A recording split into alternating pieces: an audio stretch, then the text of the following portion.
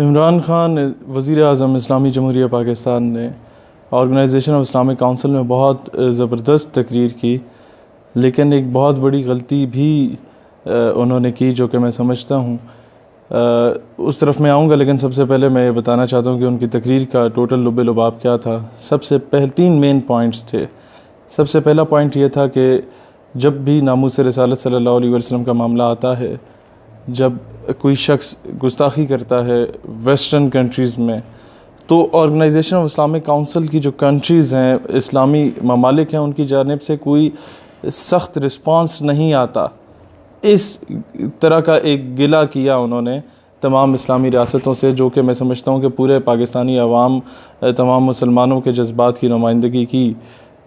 दूसरा पॉइंट उनका ये था कि एक इस्लामोफोबिया का एस्पेक्ट जो है वो वहाँ पर पाया जाता है कि इस्लाम से डरने वाला कॉन्सेप्ट पाया जाता है, और कोई भी दहशत गर्दी अगर कहीं पर होती है, अगर उस बंदे के नाम के साथ कोई मुस्लिम नेम आता है तो उस दहशत गर्दी को इस्लाम के साथ जोड़ा जाता है। लेकिन जैसे कि वाक़या जो न्यूजीलैंड में पेश आया, उसमें वो दहशत गर्दी करने वाला बंदा ईसाई था, तो उसका मज़हब नहीं बताया गया, कहा गया कि जी ये मेंटली रिटार्डेड पर्सन था, यानी कि उसका जहनी तवाज़ुन ठीक नहीं था।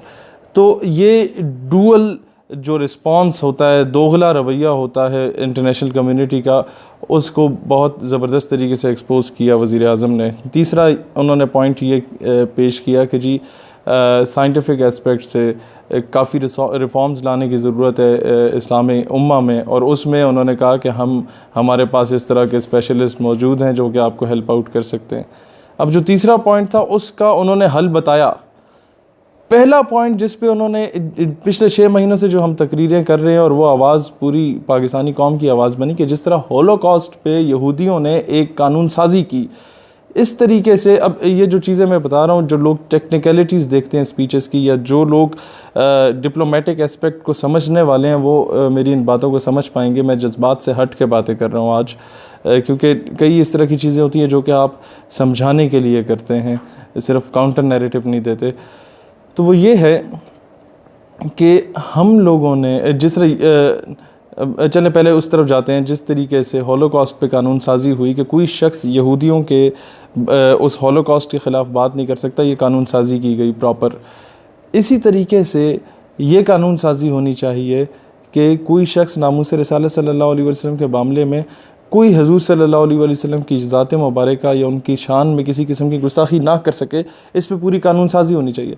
अब इमरान खान का ये पॉइंट ऑफ व्यू बिल्कुल दुरुस्त था कि जितना अकीदत, जितना इश्क, जितनी मोहब्बत मुसलमान करते हैं हजूर सल्लल्लाहु अलैहि वसल्लम से, अपनी जान निछावर करते हैं उन पे, ये बताना चाहिए मगरिब के लोगों को हमारी जानिब से कि यार हमारे जो जज्बात हैं उनको ठेस पहुंचती है इस तरह की हरकत से, जो ये गुस्ताखाना बातें की जाती हैं या खाके शाया किए जाते हैं। लेकिन जो गलती की है इमरान खान ने वो ये की है कि इस चीज़ पर तकरीर करना इज़ नॉट एन अचीवमेंट, इसको इम्प्लीमेंट करना डेट इज़ एन अचीवमेंट। कि यूनाइटेड नेशन में इम्प्लीमेंट करना तो दूर की बात, OIC से जो मुतफ़िका तौर पे एलानिया जारी हो, उसमें एक चीज़ बहुत इम्पॉर्टेंट है जिसकी तरफ इशारा नहीं किया गया। उन्हें चाहिए था कि इस पे पूरा एक होमवर्क करके लाते, और जब भी कोई भी मुल्क अपनी कोई चीज़ अप्रूव कराना चाहता है यूनाइटेड नेशंस में या ऑर्गेनाइजेशन ऑफ इस्लामिक काउंसिल में या इस तरह के किसी भी आलमी इत्तेहाद में, तो वो एक होमवर्क करता है। उसके साथ जो वज़रा आते हैं या जो टीम आती है, जिस तरह इमरान खान के साथ वज़रा की टीम गई, वो सिर्फ सेल्फियाँ बनाने में मसरूफ़ थी। जो वज़रा की टीम होती है वो जाके लॉबी बनाती है, लॉबीज़ क्रिएट की जाती हैं, मुख्तलिफ जो ममालिक वहाँ पर आए होते हैं उनके एम्बेसडर्स से मिला जाता है, उनके नुमाइंदों से मिला जाता है, उनकी लीडरशिप से मिला जाता है, उन्हें जाके वो पेपर वर्क दिया जाता है और कहा जाता है कि जनाब हम इस मौजू पे तकरीर करने जा रहे हैं, लिहाजा आपने हमारे मौक़िफ़ की तायीद करनी है और इस पर प्रॉपर कानून साजी करनी है, ताकि कहीं पर भी कोई शख्स अगर गुस्ताखी का मर्तकब होता है तो उसके ख़िलाफ़ अमली तौर पर एक्शन लेने की ज़रूरत है, उसके ख़िलाफ़ कौन सी सज़ा मुकर्रर होनी चाहिए, इस बात को इम्प्लीमेंट करने की ज़रूरत है। अब ये चीज़ कहीं पर भी हमें नज़र नहीं आई ऑर्गेनाइजेशन ऑफ इस्लामिक काउंसिल के इजलास में। एक तो ये, दूसरा, मेरे नज़दीक OIC का इजलास हर 3 साल के बाद होता है, जो कि मैं समझता हूँ हर 6 महीने या 1 साल के बाद होना चाहिए, ताकि जो करंट अफेयर्स हैं, कई इस तरह के मामले होते हैं, सऊदी यमन का मामला है, इराक ईरान का मामला हुआ था, इराक कुवैत का मामला हुआ था, वो मामले हो के ख़त्म भी हो चुके होते हैं। हम लोगों का जब इजलास का वक्त आता है तब वो सारे नॉन इश्यूज़ कहलाते हैं, यानी कि वो इशू रहते ही नहीं हैं, जितना फसाद या कत्ल व गारत होनी थी वो हो चुकी होती है। अच्छा, अब दूसरी बात ये ज़रूर कहा गया कि जी इज़राइल ज़्यादती कर रहा है फ़लस्तीनियों के साथ, लेकिन ये नहीं कहा गया कि काउंटर नैरेटिव क्या होगा। इस्लामिक मिलिट्री अलाइंस हमने बनाया, उसी अलाइंस के एक मरकज़ी इजलास में हम लोगों ने डोनाल्ड ट्रंप को बुला लिया बतौर मेहमान ख़ुसूसी, और वो आके ख़िताब में कहता है कि जी हिज़्बुल्लाह और हमास जो हैं वो दहशतगर्द तंजीम है, उसको दहशतगर्द डिक्लेयर किया गया। यही 2 तंजीमें थी, जो एक Sunni school of thought lead कर रहा था, एक को शिया स्कूल ऑफ थॉट लीड कर रहा था। यही दोनों तंजीमें हिज़्बुल्लाह और हमास जो है वो फ़लस्तीन में लड़ रही थी इज़राइल के ख़िलाफ़। अब उनको इस्लामिक मिलिट्री अलाइंस की मीटिंग में आके दहशतगर्द करार दे के चला गया डोनाल्ड ट्रंप, और यहाँ से किसी ने चूँ चना भी नहीं की, किसी ने कोई उसकी मजम्मत भी नहीं की। और दूसरी बात यह है कि जनाब इस्लामिक मिलिट्री अलाइंस बना क्यों है? अमेरिका, इंडिया, इजराइल को आंखें दिखाने के लिए बनना चाहिए था ना एक अलाइंस, उम्मत मुस्लिमा की अफवाज का अलाइंस। तो उसमें अमेरिका के सदर को बतौर मेहमान ख़ुसूसी बुलाने की क्या तुक बनती थी? अब लॉबी किस तरह क्रिएट की जाती है, मैं आपको अपनी एक बहुत छोटी सी एग्जांपल देता हूँ। कई 90% हमारे सेमिनार्स इस तरह होते हैं मुख्तलिफ़ तालीमी इदारों में या मुख्तलिफ़ ऑडिटोरियम्स में, जहाँ पर 60-70% या 70-80%, और कभी कभार तो सारे के सारे स्पीकर्स लिबरल होते हैं, और एक मैं होता हूँ जो कि मजहबी सोच का या मजहबी सोच कही जा सकती है या नज़रियाती शख्स कहा जा सकता है, जो मैं होता हूँ। अब लॉबी किसे कहते हैं? लॉबी ये होती है कि मैं जहाँ पर भी जाता हूँ पहले मैंने फ़ेसबुक पे पोस्ट करनी होती है, मैं वहाँ पर आ रहा हूँ, जिसने मिलना है वहाँ आके मिलेगा।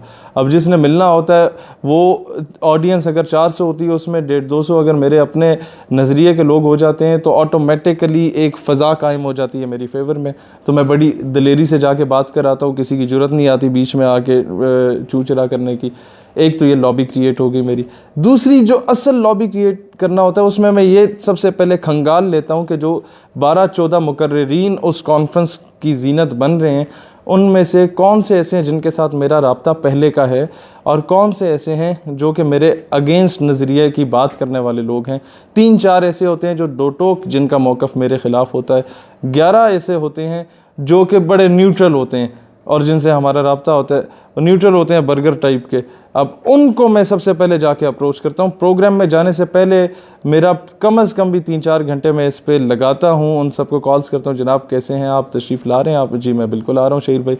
तो जनाब अर्ज़ ये है कि मैंने वहाँ जाके ये 3-4 मेन पॉइंट्स पे बात करनी है। हमारा एजेंडा है कि तमाम सियासी और मसलकी इख्तिलाफ़ात को पसे पुष्ट रख के तमाम स्टूडेंट ऑर्गेनाइजेशंस 3 पॉइंट एजेंडा पे, बल्कि 4 पॉइंट एजेंडा पे इकट्ठे हो जाए। नंबर 1, पाकिस्तान की इस्लामिक आइडियोलॉजी का दिफ़ा करना। नंबर 2, नामूस रिसालत सल्लल्लाहु अलैहि वसल्लम के दिफ़ा के लिए। नंबर 3, ख़त्म नबूवत सल्लल्लाहु अलैहि वसल्लम के दिफ़ा के लिए। नंबर 4, इत्तेहाद उम्मत, कि हम लोगों को इस वक्त एक प्लेटफॉर्म पे इकट्ठे होकर इस्लाम के दिफ़ा की बात करनी है, और उसमें जो मैं स्पीच करूँगा आप लोगों ने उसे इंडोर्स करना है। आप लोगों ने अपनी तकरीर में अपना मौक़िफ़ देना है, लेकिन उसके साथ साथ मेरे मौक़िफ़ की हिमायत करनी है। तो 11 स्पीकर वो, और 12वां में जब 12 लोग एक ही टॉपिक पे ऑटोमेटिकली ख़िताब करेंगे, तो ऑटोमेटिकली वो पूरे कॉन्फ्रेंस का जो सिनेरियो है वो तब्दील हो जाएगा, और वो किसी भी मौजू पे ऑर्गेनाइज़ की गई हो, उसका जो अल्टीमेट जो प्राइम फोकस होगा वो उसी बात पे होगा जो तकरीर में वहाँ पर करके आया हूँगा। और बाकी के जो 3-4 स्पीकर्स जो कि दो टोक एक नज़रिया रखते हैं हमारे ख़िलाफ़, वो बेचारे बोल ही नहीं पाएंगे। वो आएँ बाएँ शाएँ करके चले जाते हैं कि यार हाँ जी आप भी दुरुस्त कह रहे हैं, तो आप भी दुरुस्त कह रहे हैं, हमें बड़े प्यार मोहब्बत से रहना चाहिए। वो बेचारे जो कुछ तैयार करके आते हैं वो भी चले जाते हैं, क्योंकि ना तो ऑडियंस उनके फेवर में होती है। ऑडियंस को हम पहले से मोटिवेट कर चुके होते हैं, अपनी फेवर में कर चुके होते हैं, क्योंकि कौम तो हजूम है। तो इस हजूम को बड़े तरीके से मुनज़्ज़म करके अपने फेवर में किया जा सकता है अगर आप प्रॉपर लॉबी बनाएं। इसी तरीके से खान साहब को चाहिए था कि आपके साथ जो फॉरेन मिनिस्टर गए उन्हें जाके मिलना चाहिए था, सबसे पहले तो सऊदी शेख को, और बताना चाहिए था कि जनाब हम ये बात करेंगे, लिहाजा आपने एंडोर्स करना है कि अगर कोई शख्स गुस्ताखी करता है तो उसके ख़िलाफ़ सख्त कार्रवाई की जाए, और उसके साथ साथ कानून साजी की जाए, और उसके साथ साथ जो भी गुस्ताखी करता है, अगर उसका मुल्क उसके ख़िलाफ़ किसी किस्म का एक्शन नहीं लेता तो उस मुल्क का मुकम्मल सोशल, इकनॉमिकली, सोशली हर किस्म के ताल्लुकात ख़त्म करने चाहिए, उसका बाइकआउट करना चाहिए। ये चीज़ अगर एलानिया हम लोग दे देते हैं, 60-70 मुल्क मिल के, इस्लामी ममालिक या 56 मुल्कों का जितना भी है, वो अगर ये काम करते हैं तो एक बड़ा स्ट्रॉन्ग मैसेज जाता है वहाँ पर, जो कि अनफॉर्चुनेटली ये गलती की वज़ीर आज़म ने, और ये बात नहीं हुई, वो सिर्फ़ तकरीरें और फ़ोटो सेशन की हद तक रहा और वापस कॉन्फ्रेंस ख़त्म हो गई। अब अल्टीमेटली जब भी कश्मीर में जुल्म होता है या फ़लस्तीन में जुल्म होता है तो मुतफ़िका तौर पे जो करारदाद आती है कॉन्फ्रेंस के एंड पे, वो ये आती है कि जनाब कश्मीर में भारतीय मज़ालिम की ऑर्गेनाइजेशन ऑफ इस्लामिक काउंसिल मज़म्मत करता है। भाई what the hell it is कि जी मज़म्मत करता है। मज़म्मत क्या चीज़ होती है? ये इसी तरीके से है कि अगर हम आपके किसी के ख़ानदान के फ़र्द के साथ ज़्यादती होती है और आप पिंड के चौधरी के पास जाते हैं और कहते हैं कि मेरे फ़लाँ शख्स को कत्ल कर दिया गया, ना हक कत्ल हुआ, और पिंड का चौधरी कहता है ओ बहुत अफसोस हुआ, हम मज़म्मत करते हैं, शदीद अल्फाज में मज़म्मत करते हैं, उसे ऐसा नहीं करना चाहिए था और ऐसे चीज़ों को कभी नहीं होना चाहिए। तो आप पिंड के चौधरी की शक्ल नहीं देखेंगे, यार उल्लू के पट्टे, माज़रत के साथ उल्लू के पट्टे, इस तरह की बातें हमें नहीं चाहिए। उसने कत्ल किया, जाओ उसका गिरबान पकड़ो और उसे जेल में डालो। इम्प्लीमेंटेशन इसे कहते हैं। अब आप समझ रहे होंगे मेरी बात की, जो मैं कहना चाह रहा हूँ कि इज़राइल अगर जुल्म कर रहा है या हिंदुस्तान अगर जुल्म कर रहा है तो उसकी मज़म्मत अगर 70 ममालिक बैठ के करते हैं, इसका मतलब है कि वो बुज़दिली का इजहार कर रहे हैं, वो कोई दलेरी का इजहार नहीं कर रहे। उन्हें ये चाहिए वो कहें अच्छा कितने लोग शहीद हुए कश्मीर में, इतने हज़ार शहीद हो गए, अच्छा जी कितने लोग शहीद हुए फ़लस्तीन में, इतने हज़ार हो गए, इनके खून का बदला कसास लिया जाएगा। इज़राइल से भी और हिंदुस्तान से भी ये मुश्तरका एलानिया होना चाहिए कि हमने जो इस्लामिक मिलिट्री अलाइंस बनाया है वो करतब दिखाने के लिए नहीं बनाया। हम लोगों ने जो इतने ज़बरदस्त किस्म की टेक्नोलॉजीज़ बनाई हैं, जो हमारे पास बॉम्ब्स हैं या जो कुछ है, ये हमने फूफी की शादी पे तो मजाने नहीं है, ये हमने आप लोगों के लिए ही रखे हैं। लिहाजा सितमगर इधर आ, हुनर आजमाएँ तू तीर आजमा, हम जिगर आजमाएँ। मामला ये है कि ये 60-70 मुल्क मिल के अगर सोशल बाइकआउट करते हैं ऐसे 4-5 ममालिक का जो कि इस्लामोफोबिया फैलाने में किरदार अदा कर रहे हैं या एंटी इस्लामिक एक्टिविटीज़ में मुलव्वस हैं, तो ऑटोमेटिकली बाकी लोग कोई इस तरह की हरकत करने से पहले 100 मरतबा सोचेंगे। तो इस चीज़ पे काम करने की ज़रूरत है। इंडिया हमेशा कश्मीर के केस को किस तरह टरखा देता है। 1948 में करारदाद पेश की गई थी यूनाइटेड नेशन में कि the issue of Kashmir should be resolved according to the basic rights of Kashmiris, according to the मतलब जो कश्मीरी चाहते हैं उसके मुताबिक, either if they want to annex themselves with Pakistan और they want to annex themselves with India और to become a separate homeland, जो कश्मीरियों की उमंगें हैं उसके मुताबिक वो केस रिजॉल्व किया जाए और वहाँ पर रेफरेंडम हो। 1948 से लेके अब तक 71 साल हो चुके हैं, उस केस को किसी ने फॉलो नहीं किया। जब भी पाकिस्तानी जाते हैं, एक तो ये हमारे मोस्टली डेलीगेट्स जो हैं ये वहाँ जाके नशे में धुत होते हैं या तस्वीरें बनवा रहे होते हैं या बार्स में पाए जाते हैं। जब इजलास में जाते हैं तो इनका होमवर्क कंप्लीट होता नहीं है। ये लोग जाके लॉजिकली प्रूव नहीं करते, बल्कि कश्मीर के केस को इंडिया इतना ज़बरदस्त तरीके से पेश करता है कि वो हमारा भी जो आज़ाद कश्मीर है उसको भी क्लेम कर बैठता है और ये शक्लें देख रहे होते क्योंकि इन्होंने होमवर्क नहीं किया होता उस पर। लिहाजा आप लोग जब भी जाएं ऐसे सिंसियर लोगों को भेजें। फ़ॉरेन पॉलिसीज़ को तो एक रिकॉल करने की ज़रूरत है और हमारे फ़ॉरेन ऑफिस के जो नुमाइंदे जाते हैं वो जाके लॉबीज़ बनाएं। सबसे पहले मुस्लिम कंट्रीज़ में बनाएं, उसके बाद वेस्टर्न कंट्रीज़ में बनाएं और उन्हें बताएं कि जनाब बात यह है कि आप ये एक साइड पे रख दें कि जो मुसलमानों के साथ जुल्म हो रहा है, आप ये देख लें कि यार आखिर हैं तो इंसान, उनके साथ जुल्म हो रहा है, फ़लाँ मुल्क इस तरीके से जुल्म कर रहा है, लिहाजा हमें आपकी सपोर्ट चाहिए कि उस मुल्क के ख़िलाफ़ हम लोग कोई अमली तौर पे किरदार अदा करें। तो क्यों नहीं ये हो सकता? बिल्कुल हो सकता है। जिस तरह अमेरिका ने अफ़गान मुजाहिदीन की हुकूमत को ख़त्म करने के लिए एक पूरी लॉबी बनाई और यूनाइटेड नेशन की अम्ब्रेला के अंडर 9/11 का अटैक ख़ुद ही करवा के वो अफ़गानिस्तान में आया और उसने आके तबाही मचाई और आज तक पाकिस्तान उसका अज़ाला भुगत रहा है। पाकिस्तान में दहशतगर्दी भी इसी वजह से फैली है क्योंकि अमेरिका यहाँ पर घुसा हुआ है। तो यही काम अगर हम लोग करते और प्रॉपर लॉबी बना के जाते तो आज हमें महज तकरीरें ना करनी पड़ती, आज एक कानून साजी हो चुकी होती यूनाइटेड नेशन में कि कोई शख्स नामूस रिसालत सल्लल्लाहु अलैहि वसल्लम के मामले में किसी किस्म की हर्जा सराई नहीं कर सकता। लिहाजा मेरी इल्तिजा है, दरख्वास्त है हुकूमत पाकिस्तान से कि अगली बार जब भी आप लोग जाते हैं तो सिर्फ तकरीरें करने ना जाएं और कौल व फ़ेल में तज़ाद भी ना रखें। आप लोगों ने वहाँ पर तो चले जाके बात की, लेकिन आपने ही अपने दौरे हुकूमत में आसिया मलूना को रिहा किया। आपने ही अपने दौरे हुकूमत में एक कादियानी बुक सेलर जो कि गुस्ताखी का मरतकब था, कोर्ट ने उसे रिहा करते हुए कहा कि जनाब इसका जुर्म साबित है, ये गिल्टी प्रूव है, ये मासूम नहीं है, लिहाजा हम इसे फिर भी रिहा करते हैं। इसलिए रिहा करते हैं क्योंकि जितनी जेल में इसने उम्र गुजार दी बस वही इसकी सज़ा थी। लिहाजा जब तक प्रैक्टिकली सज़ाएँ आप अपने घर से शुरू नहीं करते, गुस्ताखों को टंगते नहीं हैं, तो आप इंटरनेशनल लेवल पे जाके कभी भी आपकी बात की वो वेटेज नहीं हो सकती सिवाय तस्वीरें खिंचवाने के। तकरीरें तो हमारे मोहल्ले के मौलवी साहब आपसे ज़्यादा अच्छी कर लेते हैं। तकरीर करना महज that is not an achievement. जो बातें आपने की हैं उसको प्रैक्टिकली इम्प्लीमेंट करें, दैट इज़ एन अचीवमेंट।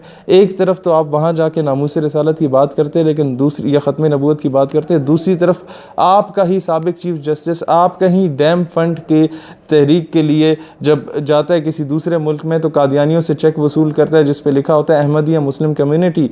यानी कि क्या वो अहमदिया मुस्लिम कम्युनिटी यानी कि कादियानी मुसलमान है, माज़अल्लाह ये लिखा होता है वहाँ पर, तो क्या पाकिस्तान के कॉन्स्टिट्यूशन की धज्जियाँ नहीं उड़ाई जाती? आप जब तक साकिब निसार के उस एक्ट पे उसके ख़िलाफ़ कार्रवाई नहीं करते, अमली तौर पे उसके ख़िलाफ़ सुप्रीम जुडिशल काउंसिल में नहीं जाते, हुकूमत को चाहिए इस तरह की चीज़ों को देखे। तो आप जब इस तरह की चीज़ें अपने मुल्क में नहीं करेंगे तो दूसरे मुल्क को जाके आप क्या लेसन देंगे कि जी नामूस रिसालत पे डट खड़े हो? ये चीज़ें आप लोगों को अपने ही ग्राउंड लेवल से अपनी स्टेट से शुरू करनी होंगी, तब आप इंटरनेशनल लेवल पे जाके आपकी बात की कोई वेटेज होगी। अल्लाह इस्लाम और पाकिस्तान का हामी और नासिर हो। पाकिस्तान पाइंदाबाद।